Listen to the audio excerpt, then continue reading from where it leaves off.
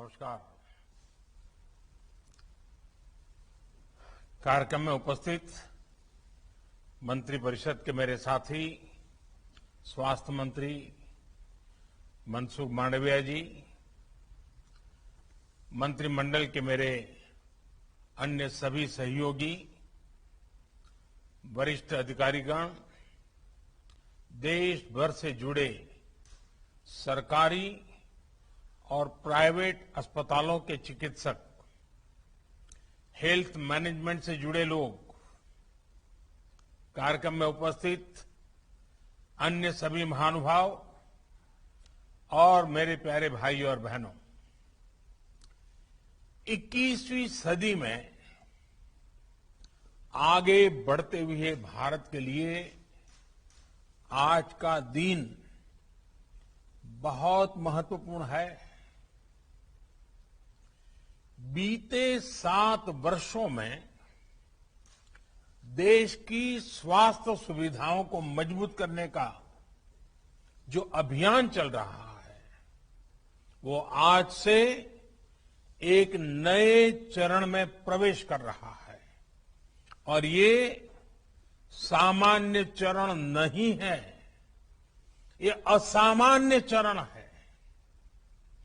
आज एक ऐसे मिशन की शुरुआत हो रही है जिसमें भारत की स्वास्थ्य सुविधाओं में क्रांतिकारी परिवर्तन लाने की बहुत बड़ी ताकत है। साथियों, 3 साल पहले पंडित दीनदयाल उपाध्याय जी की जन्म जयंती के अवसर पर पंडित जी को समर्पित आयुष्मान भारत योजना पूरे देश में लागू हुई थी। मुझे खुशी है कि आज से आयुष्मान भारत डिजिटल मिशन भी पूरे देश में शुरू किया जा रहा है। ये मिशन देश के गरीब और मध्यम वर्ग के इलाज में होने वाली जो दिक्कतें हैं, उन दिक्कतों को दूर करने में बहुत बड़ी भूमिका निभाएगा। टेक्नोलॉजी के माध्यम से मरीजों को पूरे देश के हजारों अस्पतालों से कनेक्ट करने का जो काम आयुष्मान भारत ने किया है, आज उसे भी विस्तार मिल रहा है, एक मजबूत टेक्नोलॉजी प्लेटफॉर्म मिल रहा है।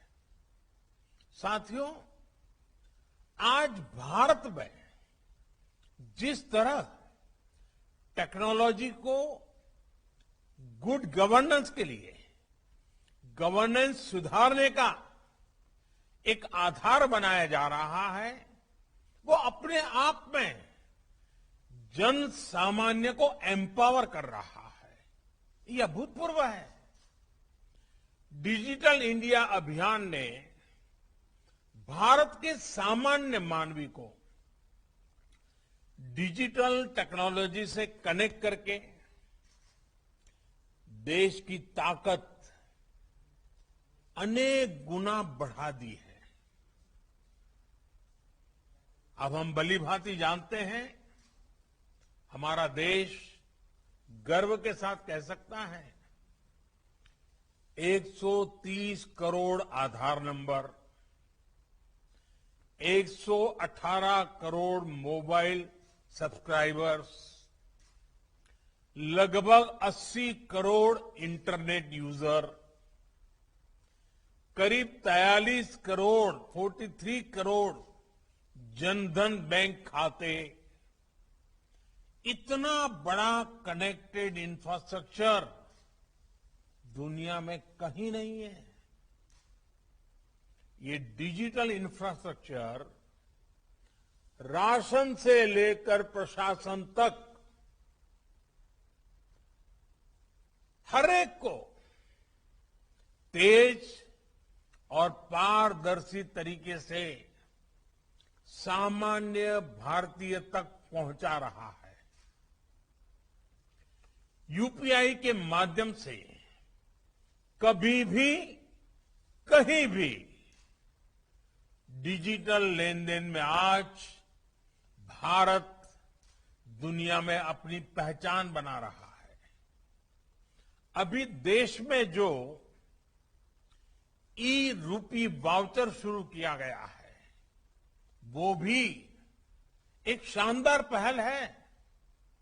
साथियों, भारत के डिजिटल समाधानों ने कोरोना से लड़ाई में भी हर भारतीय को बहुत मदद की है, एक नई ताकत दी है। अब जैसे आरोग्य सेतु ऐप से कोरोना संक्रमण के फैलते हुए रोकने में एक सजगता लाना, जागृति लाना, पूरी परिस्थितियों को पहचानना, अपने आसपास के परिसर को जानना, इसमें आरोग्य सेतु ऐप ने बहुत बड़ी मदद की है। उसी प्रकार से सबको वैक्सीन, मुफ्त वैक्सीन, इस अभियान के तहत भारत आज करीब करीब 90 करोड़ वैक्सीन डोज लगा पाया है और उसका रिकॉर्ड उपलब्ध हुआ है, सर्टिफिकेट उपलब्ध हुआ है। तो इसमें कोविन का बहुत बड़ा रोल है। रजिस्ट्रेशन से लेकर सर्टिफिकेशन तक का इतना बड़ा डिजिटल प्लेटफॉर्म दुनिया के बड़े बड़े देशों के पास नहीं है। साथियों, कोरोना काल में टेली मेडिसिन का भी अभूतपूर्व विस्तार हुआ है। ई संजीवनी के माध्यम से अब तक लगभग 1.25 करोड़ रिमोट कंसल्टेशन पूरे हो चुके हैं।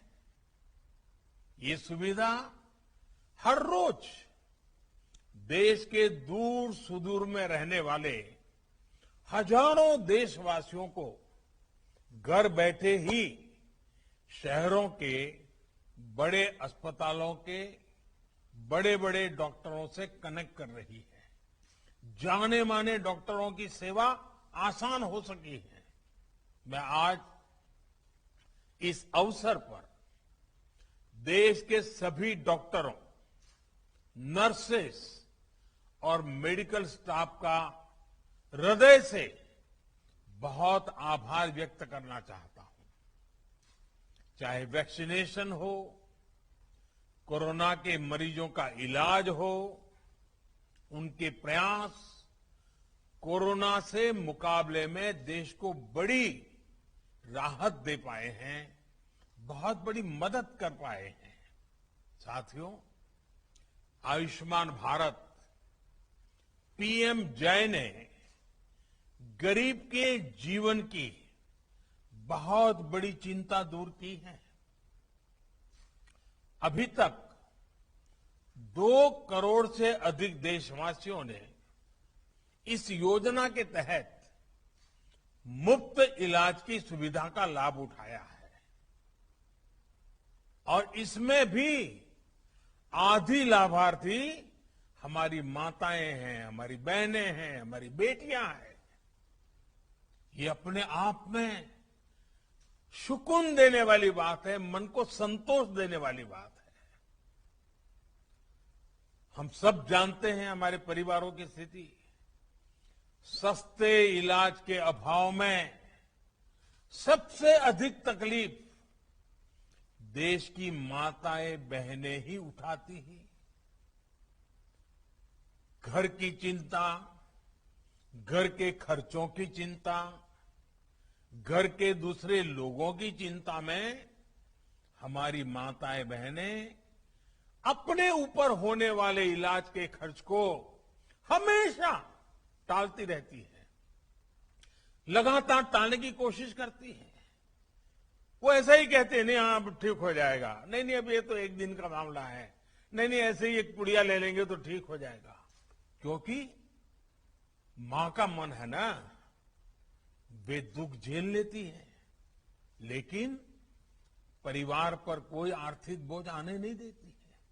साथियों, जिन्होंने आयुष्मान भारत के तहत अभी तक इलाज का लाभ लिया है या फिर जो उपचार करा रहे हैं, उनमें से लाखों ऐसे साथी हैं जो इस योजना से पहले अस्पताल जाने की हिम्मत ही नहीं जुटा पाते थे, टालते रहते थे, वो दर्द सहते थे, जिंदगी की गाड़ी किसी तरह खींचते रहते थे, लेकिन पैसे की कमी की वजह से अस्पताल नहीं जा पाते थे। इस तकलीफ का एहसास ही हमें भीतर तक झकझोर देता है। मैं ऐसे परिवारों से मिला हूं इस कोरोना काल में, और उसके पहले ये आयुष्मान की जब जो लोग सेवाएं लेते थे, कुछ बुजुर्ग ये कहते थे कि मैं इसलिए उपचार नहीं कराता था क्योंकि मैं अपने संतानों पर कोई कर्ज छोड़ करके जाना नहीं चाहता था। कुछ सहन कर लेंगे, हो सकता है जल्दी जाना पड़े, ईश्वर बुलाने तो चले जाएंगे, लेकिन बच्चों पर, संतानों पर कोई आर्थिक कर्ज छोड़ करके नहीं जाना है, इसलिए उपचार नहीं कराते थे। और यहां इस कार्यक्रम में उपस्थित हमसे ज्यादातर ने अपने परिवार में, अपने आसपास ऐसे अनेकों लोगों को देखा होगा। हमसे ज्यादातर लोग इसी तरह की चिंताओं से खुद भी गुजरे हैं। साथियों, अभी तो कोरोना काल है, लेकिन उससे पहले मैं देश में जब भी प्रवास करता था, राज्यों में जाता था, तो मेरा प्रयास रहता था कि आयुष्मान भारत के लाभार्थियों से मैं जरूर मिलूं। मैं उनसे मिलता था, उनसे बातें करता था, उनके दर्द, उनके अनुभव, उनके सुझाव मैं उनसे सीधा लेता था। ये बात वैसे मीडिया में या और सार्वजनिक रूप से ज्यादा चर्चा में नहीं आई, लेकिन मैंने इसको अपना नित्य क्रम बना दिया था।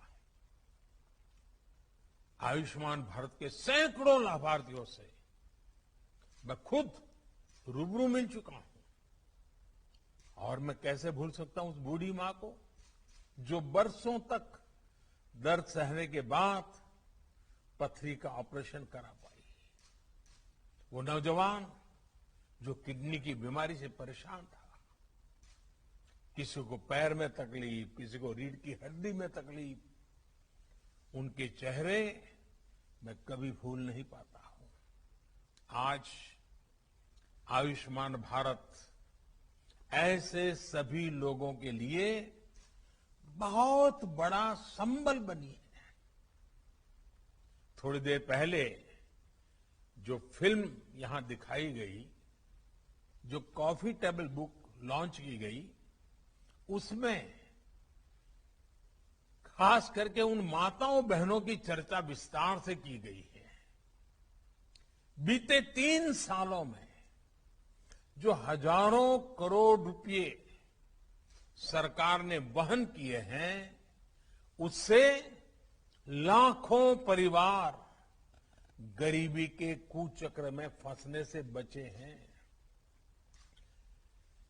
कोई गरीब रहना नहीं चाहता है। कड़ी मेहनत करके गरीबी से बाहर निकलने के लिए हर कोई कोशिश करता है, अवसर तलाशता है। कभी तो लगता है कि हाँ बस अब कुछ ही समय में गरीबी से बाहर आ जाएगा, और अचानक परिवार में एक बीमारी आ जाए तो सारी मेहनत मिट्टी में मिल जाती है। फिर वो 5-10 साल पीछे उस गरीबी के चक्कर में फंस जाता है। बीमारी पूरे परिवार को गरीबी के कुचक्र से बाहर नहीं आने देती है। और इसलिए आयुष्मान भारत सहित हेल्थ केयर से जुड़े जो भी समाधान सरकार सामने ला रही है, वो देश के वर्तमान और भविष्य में एक बहुत बड़ा निवेश है। भाइयों और बहनों, आयुष्मान भारत डिजिटल मिशन अस्पतालों में प्रक्रियाओं को सरल बनाने के साथ ही ईज ऑफ लिविंग भी बढ़ाएगा। वर्तमान में अस्पतालों में टेक्नोलॉजी का जो इस्तेमाल होता है, वो फिलहाल सिर्फ एक ही अस्पताल तक या एक ही ग्रुप तक सीमित रहता है। नए अस्पताल या नए शहर में जब मरीज जाता है तो उसको फिर से उसी प्रक्रिया से गुजरना पड़ता है। डिजिटल हेल्थ रिकॉर्ड्स के अभाव में उसको सालों साल से चली आ रही फाइलें लेकर चलना पड़ता है। इमरजेंसी की स्थिति में तो ये भी संभव नहीं होता है। इससे मरीज और डॉक्टर दोनों का बहुत सा समय भी बर्बाद होता है, परेशानी भी ज्यादा होती है और इलाज का खर्च भी बहुत अधिक बढ़ जाता है।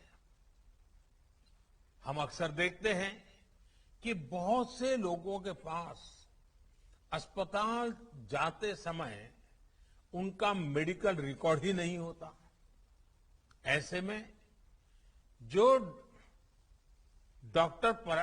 डॉक्टरी जो परामर्श होता है, जांच होती है, वो उसको बिल्कुल जीरो से शुरू करनी पड़ती है, नए सिरे से शुरू करनी पड़ती है। मेडिकल हिस्ट्री का रिकॉर्ड न होने से समय भी ज्यादा लगता है, खर्च भी बढ़ता है और कभी कभी तो उपचार कॉन्ट्राडिक्टरी भी हो जाता है। और हमारे गांव देहात में रहने वाले भाई बहन तो इस वजह से बहुत परेशानी उठाते हैं। इतना ही नहीं, डॉक्टरों की कभी अखबार में एडवर्टाइजमेंट तो होती नहीं है। कानों कान बात पहुंचती है कि फलाने डॉक्टर अच्छे हैं, मैं गया था तो अच्छा हुआ। अब इसके कारण डॉक्टरों की जानकारी हर किसी के पास पहुंचेगी भी, हाँ कौन ऐसे बड़े बड़े डॉक्टर हैं, कौन इस विषय के जानकार है, किसके पास पहुंचना चाहिए, नजदीक में कौन है, जल्दी कहां पहुंच सकते हैं, सारी सुविधाएं। और आप जानते हैं, और मैं और एक बात कहना चाहूंगा, इन सभी नागरिकों इस तरह की परेशानी से मुक्ति दिलाने में आयुष्मान भारत डिजिटल मिशन बड़ी भूमिका निभाएगा। साथियों, आयुष्मान भारत डिजिटल मिशन अब पूरे देश के अस्पतालों के डिजिटल हेल्थ सॉल्यूशंस को एक दूसरे से कनेक्ट करेगा। इसके तहत देशवासियों को अब एक डिजिटल हेल्थ आईडी मिलेगी। हर नागरिक का हेल्थ रिकॉर्ड डिजिटली सुरक्षित रहेगा। डिजिटल हेल्थ आईडी के माध्यम से मरीज खुद भी और डॉक्टर भी पुराने रिकॉर्ड को जरूरत पड़ने पर चेक कर सकता है। यही नहीं, इसमें डॉक्टर, नर्स, पैरामेडिक्स जैसे साथियों का भी रजिस्ट्रेशन होगा। देश के जो अस्पताल है, क्लिनिक है, लैब्स हैं, दवा की दुकानें हैं, ये सभी भी रजिस्टर होगी। यानी ये डिजिटल मिशन हेल्थ से जुड़े हर स्टेक होल्डर को एक साथ एक ही प्लेटफॉर्म पर लाएगा। साथियों, इस मिशन का सबसे बड़ा लाभ देश के गरीबों और मध्यम वर्ग को होगा। एक सुविधा तो ये होगी कि मरीज को देश में कहीं पर भी ऐसा डॉक्टर ढूंढने में आसानी होगी जो उसकी भाषा भी जानता है, समझता है और उसकी बीमारी के उत्तम से उत्तम उपचार का वो अनुभवी है। इससे मरीजों को देश के किसी कोने में भी उपस्थित स्पेशलिस्ट डॉक्टर से संपर्क करने की सहूलियत बढ़ेगी। सिर्फ डॉक्टर ही नहीं, बल्कि बेहतर टेस्ट के लिए लैब्स और दवा दुकानों की भी पहचान आसानी से संभव हो पाएगी। साथियों, इस आधुनिक प्लेटफॉर्म से इलाज और हेल्थ केयर पॉलिसी मेकिंग में से जुड़ा पूरा इकोसिस्टम और अधिक प्रभावी होने वाला है। डॉक्टर और अस्पताल इस प्लेटफॉर्म का उपयोग अपनी सर्विस को रिमोट हेल्थ सर्विस प्रोवाइड करने में कर पाएंगे। प्रभावी और विश्वस्त डेटा के साथ इससे इलाज भी बेहतर होगा और मरीजों को बचत भी होगी। भाइयों और बहनों, देश में स्वास्थ्य सेवाओं को सहज और सुलभ बनाने का जो अभियान आज पूरे देश में शुरू हुआ है, ये 6-7 साल से चल रही सतत प्रक्रिया का एक हिस्सा है। बीते वर्षों में भारत ने देश में आरोग्य से जुड़ी दशकों की सोच और अप्रोच में बदलाव किया है। अब भारत में एक ऐसे हेल्थ मॉडल पर काम जारी है जो होलिस्टिक हो, समावेशी हो। एक ऐसा मॉडल जिसमें बीमारियों से बचाव पर बल हो, यानी प्रिवेंटिव हेल्थ केयर, बीमारी की स्थिति में इलाज सुलभ हो, सस्ता हो और सबकी पहुंच में हो। योग और आयुर्वेद जैसी आयुष की हमारी पारंपरिक चिकित्सा पद्धति पर बल हो। ऐसे सभी प्रोग्राम गरीब और मध्यम वर्ग को बीमारी के कुचक्र से बचाने के लिए शुरू किए गए। देश में हेल्थ इंफ्रा के विकास और बेहतर इलाज की सुविधाएं देश के कोने कोने तक पहुंचाने के लिए नई स्वास्थ्य नीति, हेल्थ पॉलिसी, स्वास्थ्य नीति बनाई गई। आज देश में एम्स जैसे बहुत बड़े और आधुनिक स्वास्थ्य संस्थानों का नेटवर्क भी तैयार किया जा रहा है। हर 3 लोकसभा क्षेत्र के बीच एक मेडिकल कॉलेज का निर्माण भी प्रगति पर है।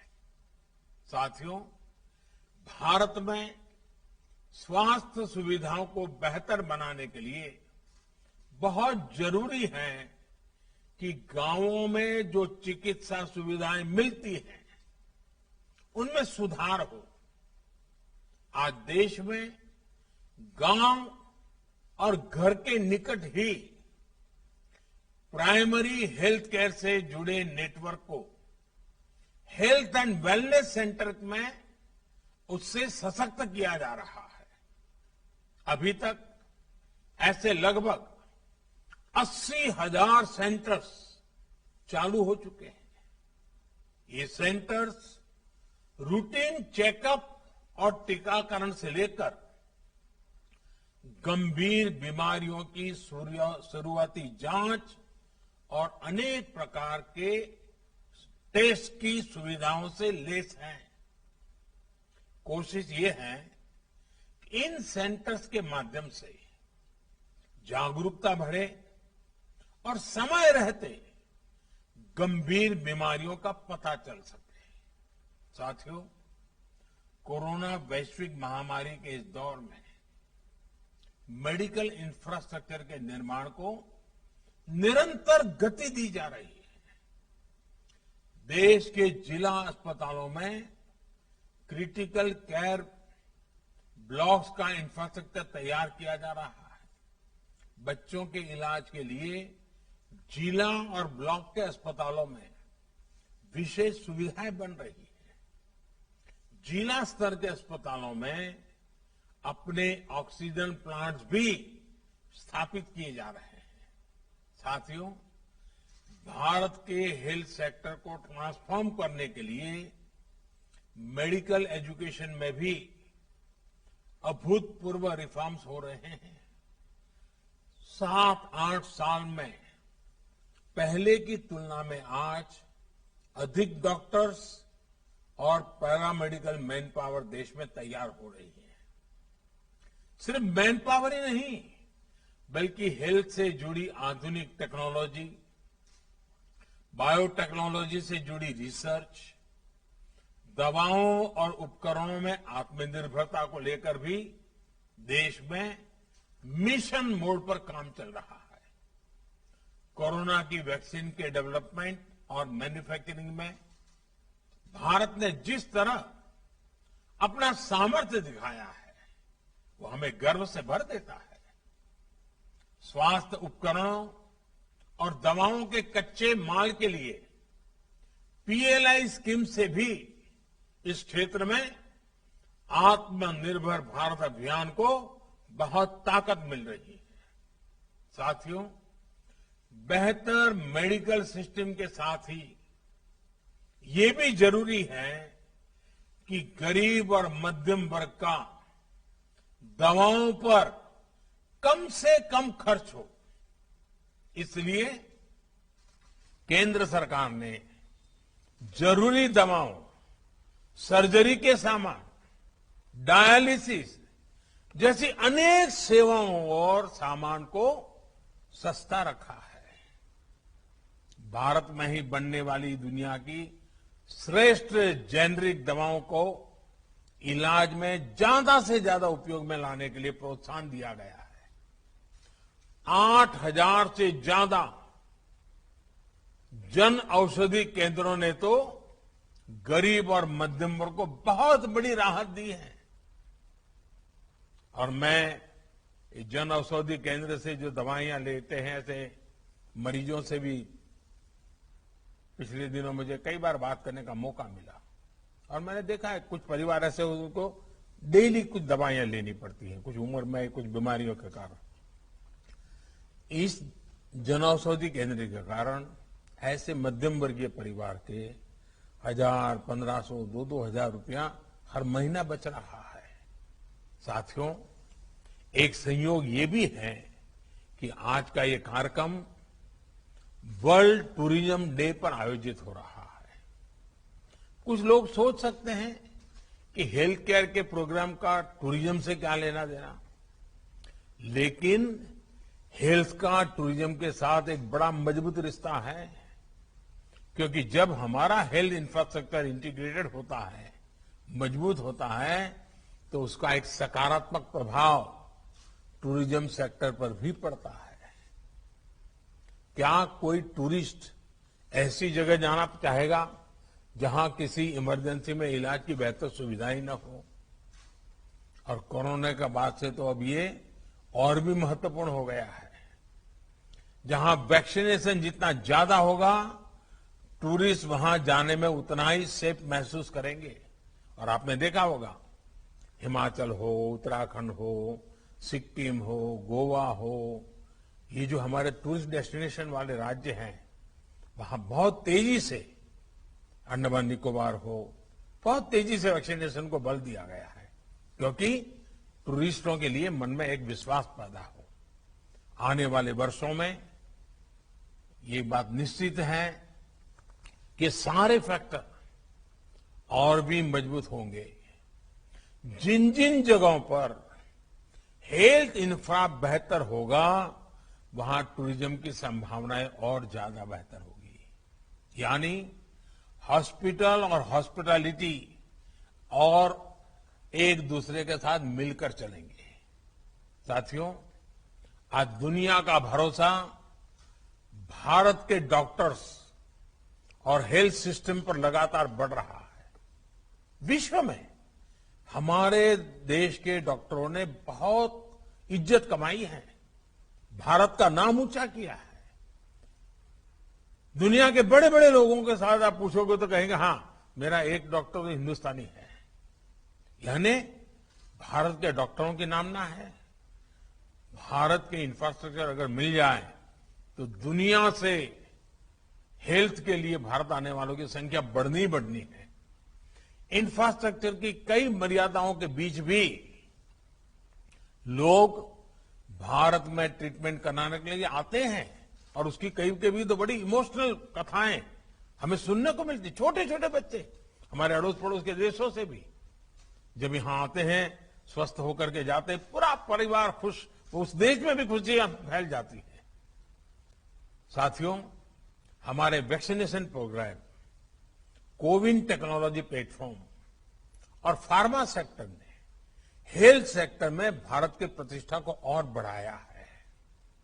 जब आयुष्मान भारत डिजिटल मिशन द्वारा टेक्नोलॉजी की नई व्यवस्थाएं विकसित होगी तो दुनिया के किसी भी देश के मरीज को भारत के डॉक्टरों से कंसल्ट करने, इलाज करने, अपनी रिपोर्ट उन्हें भेजकर परामर्श लेने में बहुत आसानी हो जाएगी।